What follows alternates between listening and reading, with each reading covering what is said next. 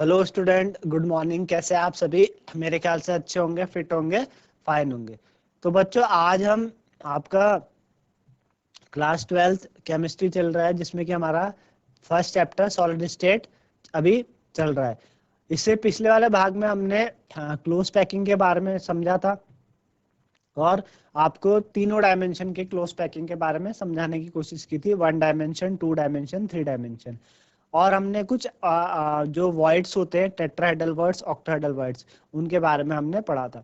आज हम क्या करना है बच्चों की, जो उसी से आगे चलते हुए कि जो आपके कंपाउंड्स होते हैं उनका फॉर्मूला किस तरीके से जनरेट होता है क्रिस्टल्स में, है ना। तो वो पढ़ना आज हमें। तो हम उन्हीं के बारे में समझेंगे। कुछ क्वेश्चंस लेके आया हूं मैं, जिससे आपको और बेहतर समझ में आए कि किस तरीके से क्वेश्चन आप करेंगे, है ना। तो चलते हैं स्मार्ट स्किन की तरफ और इन्हें करने की कोशिश करते हैं। तो चलिए बच्चों, पहला क्वेश्चन क्या आपके पास, एक यौगिक दो तत्व X और Y से निर्मित है, ठीक है ना।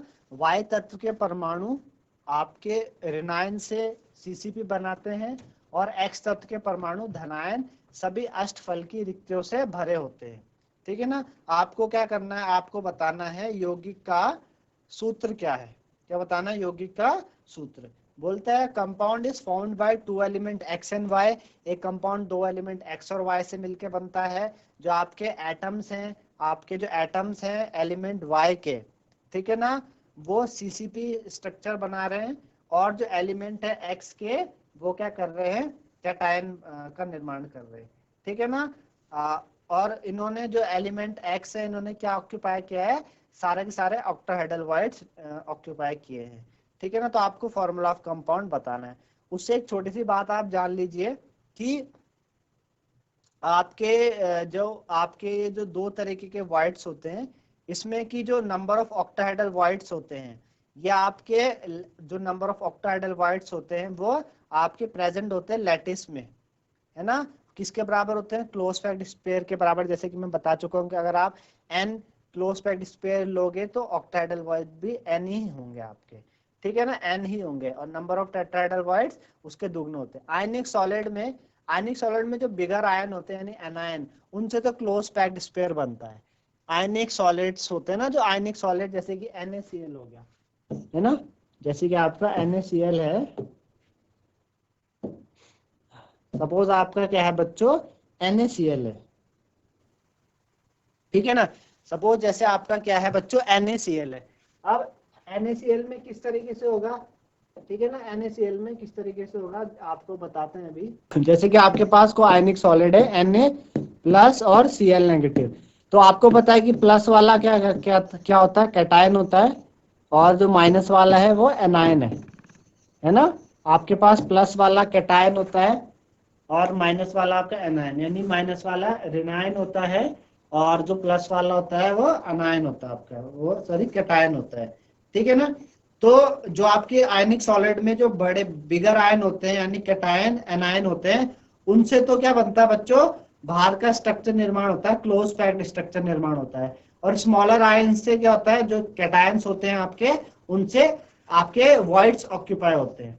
क्या होते हैं बच्चों? वॉइड्स ऑक्यूपाई होते हैं। इतना आप समझिए कि एनायन से क्या होगा, जो एनायन है, एनायन से आपका क्या होगा, क्लोज्ड पैक्ड स्पेयर का निर्माण होता है, क्लोज पैक्ड स्पेयर का, है ना। और जो कैटायन होते हैं ये क्या करते हैं, ये ऑक्यूपाई करते हैं वॉइड्स को। ये क्या करते हैं, ऑक्यूपाई करेंगे वॉइड्स को, रिक्तियां जो है उनको ऑक्यूपाई करेंगे।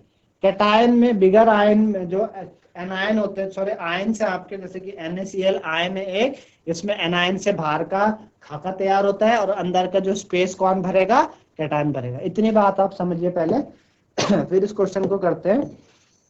अब इस क्वेश्चन में इसने बोला कि आपके जो एटम्स हैं, आपके जो कंपाउंड है, दो एलिमेंट X और Y से मिलकर बना है। और जो आपके जो एटम्स है एलिमेंट Y के एनायन, उन्होंने CCP क्रिस्टल बना रहे हैं। और जो आपके एलिमेंट है X के, वो ऑक्यूपाई कर रहे हैं ऑक्टाहेड्रल वाइड। तो आपको फॉर्मूला बनाना है कंपाउंड का। तो कैसे बनाएंगे बच्चों फॉर्मूला कंपाउंड का? तो देखिए किस तरीके से बनेगा। सबसे पहले आप नंबर ऑफ ऑक्टाहेड्रल वाइड्स निकाल लेते हैं। तो नंबर ऑफ ऑक्टाहेड्रल वाइड्स क्या होंगे? पहले जो CCP लैटिस है वो किसके द्वारा बन रहा है, सीसीपी लैटिस किसके द्वारा बन रहा है बच्चों? वाई के द्वारा बन रहा है। सीसीपी लैटिस किसके द्वारा बन रहा है? वाई के द्वारा बन रहा है। तो जो ऑक्टाहेड्रल वॉइड्स होंगे, ऑक्टाहेड्रल वॉइड्स है ना, ऑक्टाहेड्रल वॉइड्स होंगे, वो भी तो वाई होंगे। हमने बात की थी कि जितने आपके स्पेयर्स हैं, जितने स्पेयर्स होंगे उस पे, जितने क्लोज पैक्ड स्पेयर होंगे उतने ही ऑक्टाहेड्रल वॉइड्स होते हैं। तो सीसीपी लैटिस का निर्माण अगर वाई के एटम से हुआ है तो ऑक्टाहेड्रल वॉइड्स भी कितने होंगे बच्चों? वाई ही होंगे। कितने होंगे? वाई ही होंगे। अब जितने भी ऑक्टाहेड्रल वॉइड्स हैं are occupied by the atom of X, जितने भी ऑक्टाहेड्रल वॉइड्स है उनको किसने ऑक्यूपाई किया हुआ? एक्स के एटम ने। उसने बोल रहा है ना, उसने क्या बोल रहा है कि those of element x occupy all octahedral voids. X तत्वों के परमाणु ने सभी अष्टफल की रिक्तियां से भरे होते हैं, है ना। एक्स तत्व के परमाणु सभी अष्टफल की रिक्तियों से भरे होते हैं। यानी आपके जो जितने भी ऑक्टाहेड्रल वॉइड्स है उसको उन्हें किसने ऑक्यूपाई किया हुआ? एक्स के एटम ने ऑक्यूपाई किया हुआ। तो इसका मतलब जो आपके जो एटम्स होंगे एक्स के, वो कितने होंगे? जितने की ऑक्टाहेड्रल वॉइड्स है ना। तो जो आपके उनका जो नंबर है एक्स के एटम्स का, वो भी कितना होगा? वाई एलिमेंट के बराबर होगा, है ना। वाई एलिमेंट के बराबर होगा। यानी ऑक्टाहेड्रल वॉइड, सबसे पहले सीसीपी लैटिस वाई है, तो ऑक्टाहेड्रल वॉइड्स भी कितने होंगे बच्चों? वाई ही होंगे। और ऑक्टाहेड्रल वॉइड्स, जितने भी ऑक्टाहेड्रल वॉइड्स है उनको किसने ऑक्यूपाई किया हुआ है? एक्स ने ऑक्यूपाई किया हुआ है ना। ऑक्टाहेड्रल वॉइड्स आपके ऑक्यूपाई किसके द्वारा है? जो ऑक्टाहेड्रल वॉइड्स हैं आपके, octahedral voids are occupied, octahedral voids are occupied by the atom of x, by the atom of x, by the atom of x। x के एटम से ऑक्यूपाई किया हुआ। इसका मतलब x के एटम और y के एटम दोनों आपस में क्या हो गए बच्चों? बराबर हो गए। x के एटम और y के एटम दोनों आपस में क्या हो जाएंगे? बराबर हो जाएंगे, है ना। x के एटम भी और y के एटम भी आपस में क्या हो जाएंगे? बराबर हो जाएंगे। अच्छा, जब x और y के एटम आपस में बराबर हैं तो किस तरीके से फॉर्मूला का निर्माण होगा? सबसे पहले हमें रेशियो निकालना पड़ता है x:y का। तो देखिए x:y का जो x है, x और y आपस में बराबर है तो x को मैं y लिख सकता हूँ y, है ना। y से y कटेगा, 1:1 का रेशियो आ रहा है, मतलब एक x एक y। तो जो आपका निर्माण होगा x भी एक y भी एक, है ना। तो जो फॉर्मूला बनेगा आपके पास, फॉर्मूला आएगा इसका, फॉर्मूला वो कितना हो जाएगा बच्चों? फॉर्मूला XY, फॉर्मूला कितना हो जाएगा? XY फॉर्मूला हो जाएगा, ठीक है ना। फॉर्मूला कितना हो जाएगा बच्चों? XY फॉर्मूला हो जाएगा।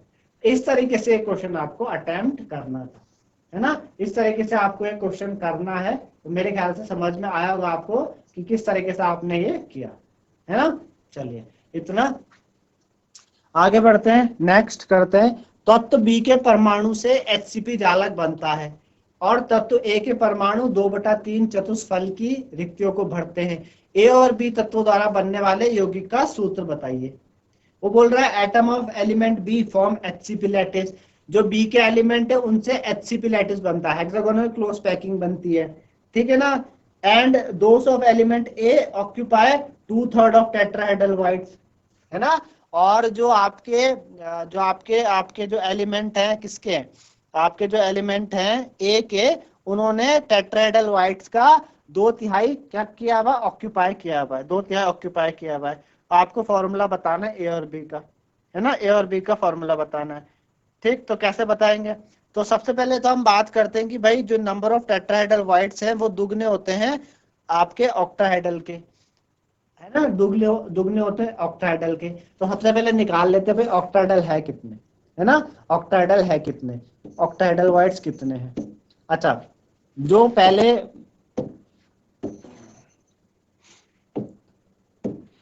जो आपके पास क्रिस्टल है HCP क्रिस्टल किसके द्वारा बन रहा है? आपके एटम ऑफ बी के द्वारा, है ना। HCP crystal atom of B के द्वारा बन रहा है। तो ऑक्टाहेड्रल भी कितने होंगे बच्चों? ऑक्टाहेड्रल वॉइड्स कितने हो जाएंगे, वो भी बी ही तो होंगे, है ना। हमने ये तो बात की थी कि भाई जितनों से आपका जितने क्लोज पैक्ड स्पेयर होते हैं, जितने की आपके पास क्लोज पैक्ड स्पेयर होते हैं, उस उतने ही क्या होते हैं, जितने क्लोज पैक्ड स्पेयर होंगे उतने ही क्या होते हैं, ऑक्टाहेड्रल वॉइड्स भी होते हैं। तो एचसीपी क्रिस्टल अगर एटम ऑफ बी से मिलके बना हुआ है तो ऑक्टाहेड्रल वॉइड्स भी कितने हो जाएंगे बच्चों, वो बी हो जाएंगे, है ना। कितने हो जाएंगे, बी हो जाएंगे, ठीक है ना, बी हो जाएंगे। अब उसने बोला कि आपके ए के एलिमेंट 2/3 है टेट्राहेड्रल के, ए के एलिमेंट टेट्राहेड्रल के 2/3 है, ए के एलिमेंट टेट्राहेड्रल के 2/3 है। तो टेट्राहेड्रल कितने होंगे, पहले तो हम टेट्राहेड्रल निकाल लेते हैं, टेट्राहेड्रल वॉइड्स निकाल लेते हैं। तो टेट्राहेड्रल वॉइड कितने होते हैं, ऑक्टाहेड्रल के दुगना, यानी 2b। टेट्राहेड्रल वॉइड्स ऑक्टाहेड्रल के दुगना होंगे, जितने ऑक्टाहेड्रल हैं उनके दुगने हो जाएंगे 2b। अब जो एटम्स हैं आपके, atoms of a, atoms of a कितने हैं बच्चों, 2/3 ऑफ टेट्राहेड्रल वॉइड्स, कितना 2/3, यानी 2/3 ऑफ टेट्राहेड्रल वॉइड्स, ऑफ कितना tetrahedral voids, 2/3 of tetrahedral voids, है ना। तो निकाल लो भाई 2/3 ऑफ टेट्राहेड्रल वॉइड्स कितना हो गया, 2/3 इंटू 2b, है ना। कितना हो जाएगा, 2 2 जा 4/3b। तो टेट्राहेड्रल वॉइड्स कितने हो गए बच्चों, 4/3b। टेट्राहेड्रल वॉइड्स कितने हो गए, 4/3b। अब आपको फॉर्मूला बनाना है ना, फॉर्मूला बनाना। तो कैसे बनाएंगे भाई फॉर्मूला, रेशियो निकालना पड़ेगा ए और बी के एटम्स का, ए टू बी के। तो ए के जो एटम्स है वो कितने हैं बच्चों, 4/3b है ना, और बी के एटम्स तो बी ही है। अब देखिए इधर 4/3 है ना, तो इसका दोनों का हमें क्या करना पड़ेगा, डिनोमिनेटर सेम करना पड़ेगा। तो मैं 3 से ऊपर मल्टीप्लाई कर देता हूँ और 3 से मैं भाग भी दे देता हूँ, है ना। जब आप 3 से मल्टीप्लाई करोगे, 3 से भाग दोगे तो 3 से 3 कटेगा, बी से बी कट जाएगा, तो कितना आ जाएगा 4:3, 4:3 का रेशियो आ जाएगा।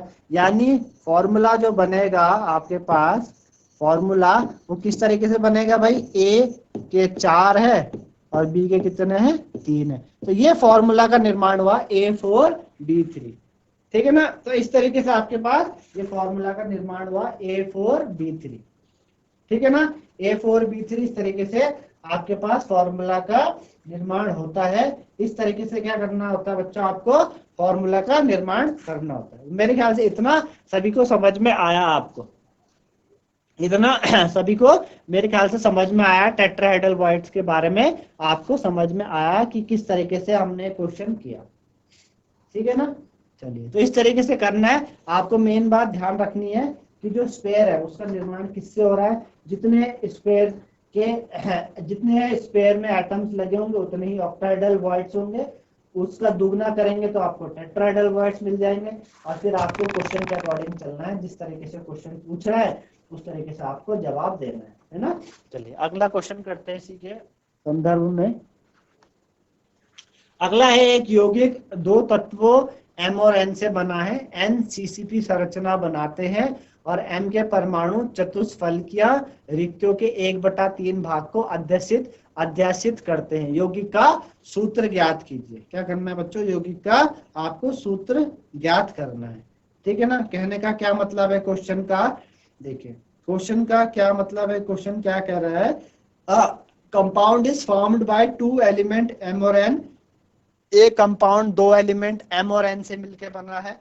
जो एलिमेंट है N के वो CCP क्रिस्टल का निर्माण करते हैं। N के एलिमेंट CCP, तो N CCP संरचना बनाता है ना। तो N से CCP संरचना का निर्माण हो रहा है। और atom of M occupy 1/3 of the tetrahedral voids. और जो M के एटम है उन्होंने क्या किया हुआ है, टेट्राहेड्रल वॉइड्स का 1/3 भाग ऑक्यूपाई किया हुआ। तो आपको फॉर्मूला बताना है कंपाउंड का, है ना। आपको कंपाउंड का फॉर्मूला बताना है, ठीक है ना। तो चलिए सबसे पहले तो आप देखिए किस तरीके से करेंगे हम। सबसे पहले हम निकालते हैं कि भाई जो क्रिस्टल का निर्माण है वो किससे हुआ है ना। जो CCP क्रिस्टल है, CCP क्रिस्टल वो किससे मिलके बना हुआ, वो atom of N। CCP crystal N के एटम से मिलके बना हुआ है। है ना। सीसीपी क्रिस्टल का निर्माण एन के एटम से हुआ, और आपको पता है कि जितने जितने एटम से किसी क्रिस्टल का निर्माण होता है उतने ही ऑक्टाहेड्रल वाइड्स भी होते हैं, उतने ही बच्चों क्या होते हैं, ऑक्टाहेड्रल वाइड भी उतने ही होते हैं। तो ऑक्टाहेड्रल वाइड्स कितने हो जाएंगे इस पे, ये भी एन ही हो जाएंगे। ऑक्टाहेड्रल वाइड्स भी कितने हो जाएंगे बच्चों, वो भी एन हो जाएंगे। अब टेट्राहेड्रल वाइड्स आप निकाले, टेट्राहेड्रल वाइड्स तो देखें टेट्राहेड्रल वाइड्स कितने होते हैं, चतुष्फल की रिक्तियां कितने हो जाएंगी, तो टेट्राहेड्रल वाइड्स आपके ऑक्टाहेड्रल के दुगना हो जाएंगे, है ना। बार बार इसी बात में मैं जोर दे रहा हूं, आपको बस इस क्वेश्चन को करने का सिर्फ और सिर्फ एक ही तरीका है कि आप सबसे पहले ये नोट कीजिए कि क्रिस्टल का निर्माण किनके एटम से हुआ है, जिनके एटम से हुआ है उतने ही ऑक्टाहेड्रल वाइड्स भी होंगे। यहाँ पे एन के एटम से हुआ है तो एन ही आपके क्या है, ऑक्टाहेड्रल वाइड्स है। अब आपको टेट्राहेड्रल वाइड्स पता लगाने हैं तो आप उसका दुगना कर दीजिए, 2n कर दीजिए, कर दिया हमने 2n कर दिया, है ना। अब हमने देखा कि जो m के परमाणु है वो क्या है, वो चतुष्फल की रिक्तियों के 1/3 भाग को आद्यसित करते हैं। यानी जो एटम्स ऑफ m है, atoms of m, atoms of m के जो एटम्स है वो 1/3 है, 1/3 of tetrahedral wides, 1/3 of tetrahedral wides, ठीक है ना। कितने हैं बच्चों, वो 1/3 है, टेट्राहेड्रल वाइड्स की क्या है, 1/3 है। तो 1/3 इंटू टेट्राहेड्रल वाइड्स कितने आपके पास, 2n है ना, 2n है। तो कितने हो जाएंगे बच्चों, 2 इंटू 1 2n/3 कितने हो जाएंगे, 2n/3। तो टेट्राहेड्रल वाइड कितने हो जाएंगे, 2n/3, है ना। टेट्राहेड्रल वाइड हमारे पास 2n/3 हो जाएंगे। देखिए आपके पास ऑक्टाहेड्रल वाइड्स भी आ गए, टेट्राहेड्रल वाइड्स भी आ गए, आपके पास n के एटम भी आ गए, आपके पास m के एटम भी आ गए। अब आप क्या कीजिए, सिंपल से दोनों का रेशियो निकाल लीजिए, m के एटम का और n के एटम का रेशियो निकाल लीजिए। भाई m के एटम इस टू n के एटम का रेशियो आप निकाल लीजिए। जो m के एटम है, m के एटम कितने हैं, 2/3 n है, इंटू n के एटम n ही है ना। ये आप रेशियो आपको इससे पता चले। अब इस रेशियो में आपको क्या करना है, इसको सिंप्लीफाई करना है। कैसे करेंगे सिंप्लीफाई, भाई m वाले में नीचे 2/3n है, उधर आपको सेम बनाना पड़ेगा। तो 3 से मैं इसको मल्टीप्लाई कर देता हूँ, 3 से डिवाइड कर देता हूँ। 3 से मल्टीप्लाई 3 से डिवाइड करने पे देखिए इस 3 से 3 कैंसिल हुआ, इस n से n कैंसिल हुआ, कितना रेशियो आया बच्चों, 2:3, यानी 2m और 3n है। तो जो फॉर्मूला होगा बच्चों वो कितना हो जाएगा, m2n3, है ना, m2n3। तो इस तरीके से बच्चों ये आपके पास फॉर्मूला बना, फॉर्मूला डिराइव हुआ m2n3, है ना। m2n3 इस तरीके से आपके पास ये फॉर्मूला का निर्माण हुआ। तो मेरे ख्याल से समझ में आया होगा आपको कि किस तरीके से आपको फॉर्मूला का निर्माण करना है ना। इस तरीके से बच्चों आपके पास ये टॉपिक था, फॉर्मूला ऑफ कंपाउंड को डिराइव करना, कि किसी भी यौगिक का सूत्र कैसे बनता है जब उसमें टेट्राहेड्रल वाइड्स और ऑक्टाहेड्रल वाइड्स मिले हमको, है ना। तो इस तरीके से करना। 3 क्वेश्चन हमने किए। आई होप सभी को मेरे ख्याल से इतना समझ में आया होगा कि भाई किस तरीके से आपको ये चीज करनी है ना। मेरे ख्याल से सभी को ये चीज समझ में आई होगी किस तरीके से हमको ये करना है, ठीक है ना। चलिए, मेरे ख्याल से इतना सभी को समझ में आया है कि भाई हमको जो क्वेश्चन है, इस तरह के क्वेश्चन को अटेम्प्ट कैसे करना है। मेन है आपकी क्वेश्चन को करने की अप्रोच, है ना। मेन क्या है बच्चों, क्वेश्चन को करने की अप्रोच, की क्वेश्चन को किस तरीके से किया जाए। अगर आप अप्रोच समझ गए तो आप इजीली कोई भी क्वेश्चन कर सकते हैं, ठीक है ना। चलिए, तो इस तरीके से हमने किया। आगे बढ़ते हैं बच्चों। अब अगला टॉपिक हमारा क्या है, संकुलन क्षमता, यानी पैकिंग एफिशिएंसी। क्या है बच्चों, पैकिंग एफिशिएंसी, पैकिंग एफिशिएंसी।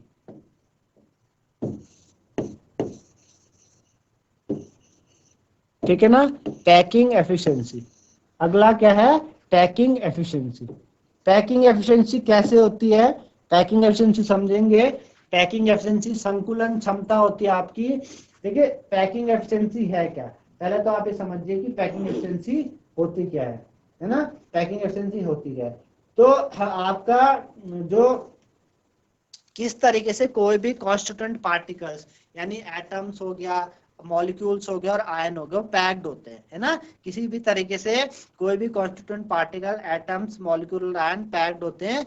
तो जब भी वो पैक्ड होते हैं तो हमेशा कुछ ना कुछ फ्री स्पेस वहां पे रह जाता है वॉइड्स के फॉर्म में। जैसे कि हमने टेट्राहेड्रल वॉइड्स और ऑक्टाहेड्रल वॉइड्स पढ़े, तो हमने देखा कि किसी ना किसी तरीके से वॉइड्स क्या हो जाते हैं, रह जाते हैं वहां पे, है ना, कुछ स्पेस रह जाता है। तो पैकिंग एफिशिएंसी है क्या, percentage of total space filled by the particle, percentage of total space filled by the particle. क्या है बच्चों, percentage of total space filled by the particles, है ना। क्या बोला मैंने, percentage of total space filled by the particles, percentage of total space, percentage of total space filled by the particles, filled by the particles, ठीक है ना। Percentage of total space filled by the particles, कि total space कितना field हुआ है उसका कितना percentage है वो इसमें निकालते हैं। तो इसमें सबसे पहला जो भाग है हमारा वो क्या है बच्चों, packing efficiency in simple cubic lattice. क्या है, packing efficiency in simple cubic lattice. Simple cubic lattice primitive cubic unit cell में पैकिंग एफिशिएंसी किस तरीके से निर्माण होती है ये आपको करनी है, ठीक है ना, इस तरीके से करना है। तो कैसे करेंगे, तो देखिए आपके पास सबसे पहला सिंपल क्यूबिक लैटिस है। तो सिंपल क्यूबिक लैटिस में हमने बोला कि सपोज जो एज लेंथ है या साइड ऑफ क्यूब है वो कितनी है, ए। हमने माना सपोज एज लेंथ,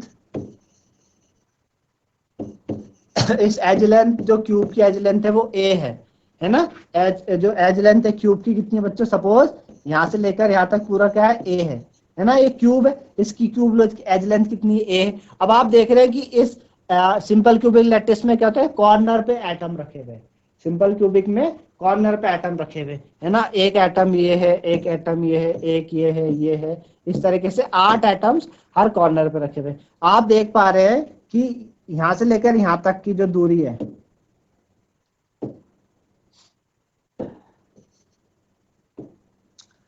आप देख पा रहे हैं कि भाई यहां से यहां तक की दूरी कितनी, आर है ना। और यहां से यहां तक की दूरी कितनी, आर है। भाई ये एक एटम इधर से है, एक एटम इधर से है, तो पूरा एटम स्फीयर की शेप का होता है। तो हमको तो सिर्फ कितना वाला है, क्योंकि हमको पूरा अगर नापेंगे तो डायमीटर होगी, और सिर्फ इतना वाला पार्ट जिसमें क्यूब का एक पार्ट आ रहा है वो आर रेडियस है।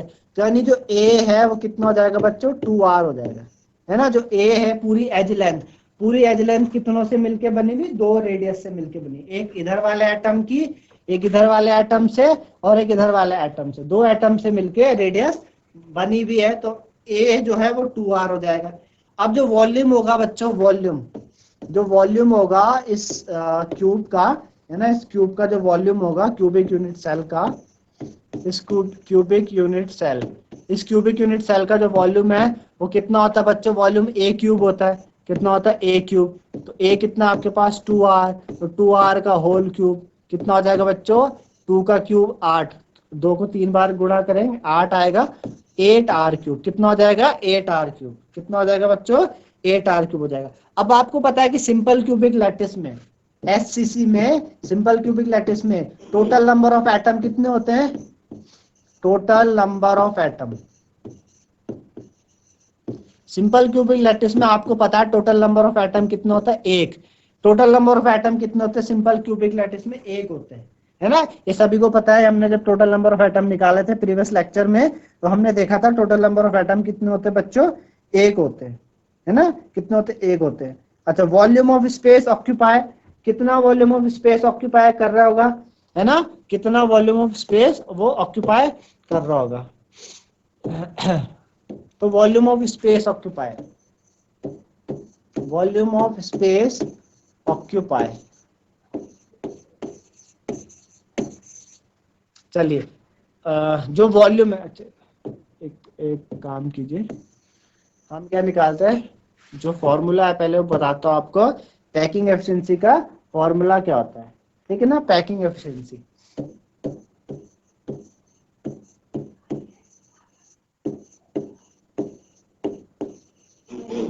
पैकिंग एफिशिएंसी, तो पैकिंग एफिशिएंसी क्या आता है बच्चों, वॉल्यूम ऑफ एटम्स, जितने भी एटम्स है उनका volume upon volume of units, volume of cubic unit cell, है ना, वॉल्यूम ऑफ बच्चों cubic unit cell, volume of cubic unit cell, cubic unit cell into 100, है ना, इनटू 100। तो वॉल्यूम ऑफ एटम, तो इसमें आपके पास कितने एटम है, एक एटम, और एटम स्पेयर की शेप का होता है, तो स्पेयर का एटम कितना होता है 4/3 पाई आर क्यूब, सभी को पता है 4/3 पाई आर क्यूब होता है।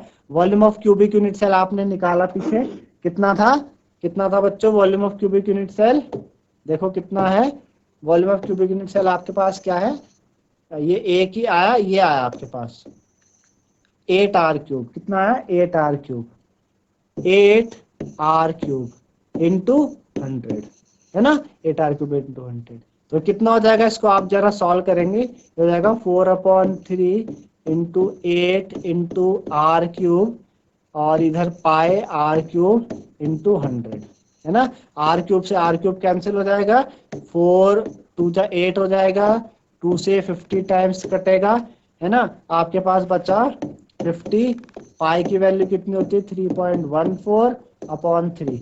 जब आप इसको कैलकुलेट करेंगे तो बच्चों ये कितना आएगा आपके सामने, ये आपके पास आता है 52.36, जिसको आप क्या लिख सकते हैं 52.4% लिख सकते हैं, कितना लिख सकते हैं 52.4%। तो ये पैकिंग एफिशिएंसी है जो कि आपकी सिंपल क्यूबिक लैटिस की आती है, ठीक है ना।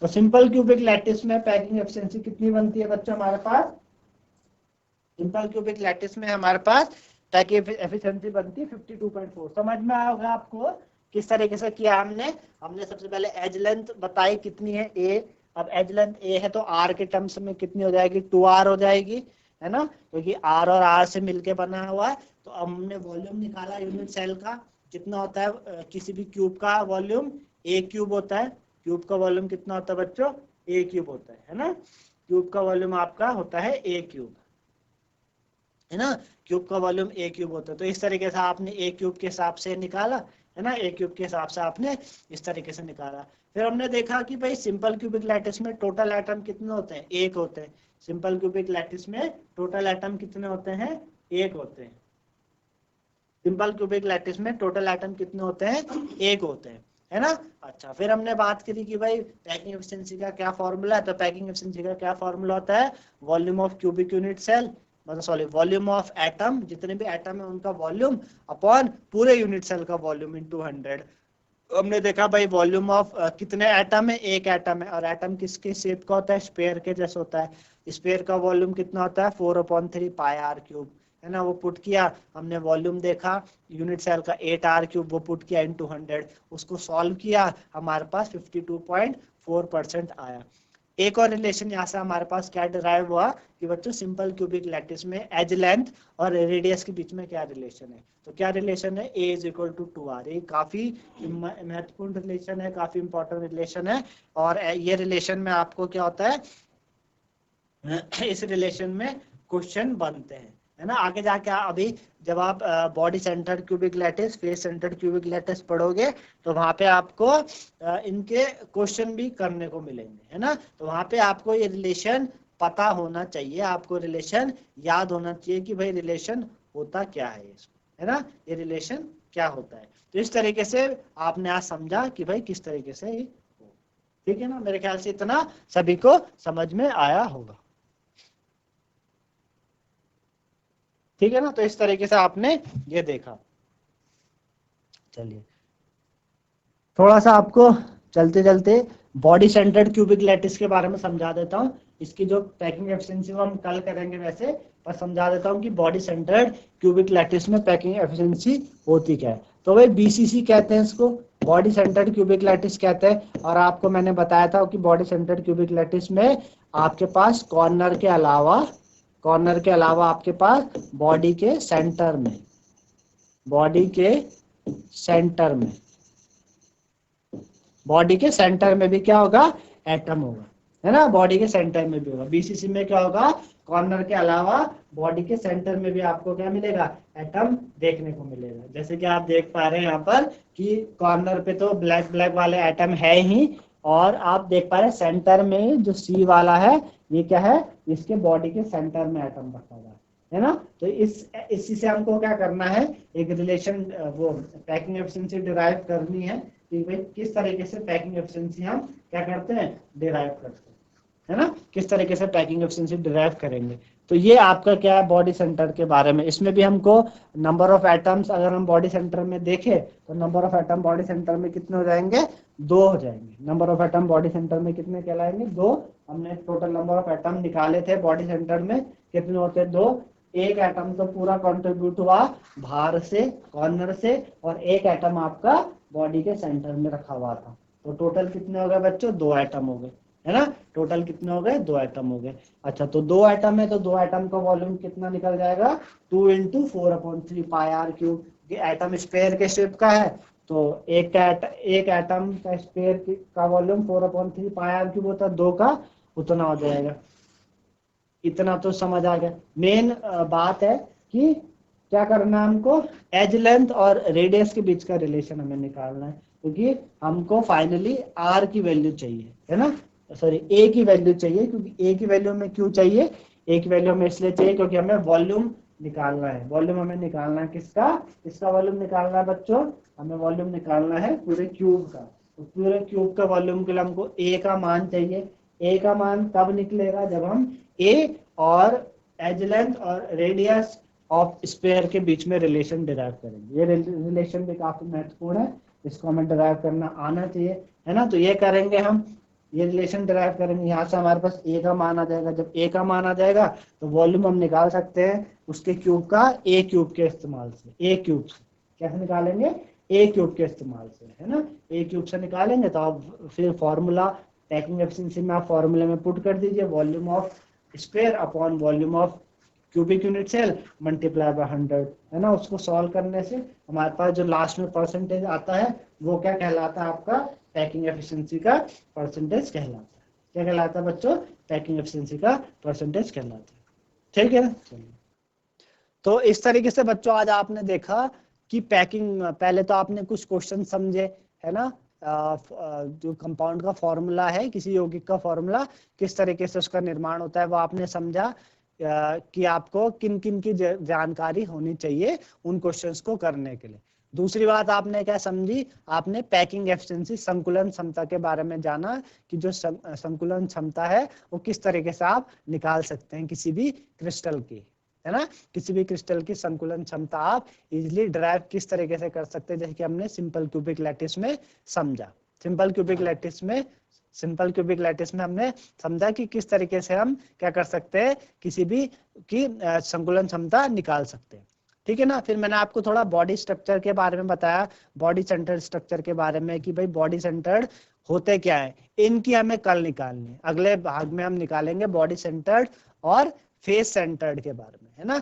तो मैं आपको बता रहा था कि सबसे पहले निकालने का वही तरीका है कि पैकिंग एफिशिएंसी का फॉर्मूला आप जान लीजिए। अगर आप पैकिंग एफिशिएंसी का फॉर्मूला आप जान लेते हैं इजीली, तो फॉर्मूला जानने से आप इजीली निकाल सकते हैं आपको किन किन बात की जानकारी होनी चाहिए कि उस में कितने एटम्स है, टोटल नंबर ऑफ एटम्स कितने हैं, है ना। क्योंकि एक एटम का आपको वॉल्यूम पता है, एक एटम का वॉल्यूम पता है आपको, कितना वॉल्यूम होता है, 4/3 πr³ होता है एक एटम का वॉल्यूम, 4/3 πr³। अगर आपके पास जैसे बीसीसी स्ट्रक्चर है, 2 एटम होंगे तो 2 से मल्टीप्लाई कर दीजिए। एफसीसी में 4 होते हैं तो 4 से मल्टीप्लाई कर दीजिए, अपॉन आपका यूनिट सेल का वॉल्यूम आता है। तो यूनिट सेल के वॉल्यूम के लिए हमको रिलेशन पता होना चाहिए, एज लेंथ और रेडियस के बीच का रिलेशन हमें पता होना चाहिए। तो वो रिलेशन कैसे निकालते हैं उसी के बारे में आपको अगले भाग में बताऊंगा कि किस तरीके से आपने रिलेशन निकालना है ना। फिर उसको 100 से गुणा कर दीजिए, है ना, क्योंकि हम परसेंटेज में निकाल रहे हैं। परसेंटेज में निकालने के लिए आपको 100 से मल्टीप्लाई करना होता है ना। तो मेरे ख्याल से आपको समझ में आया कि किस तरीके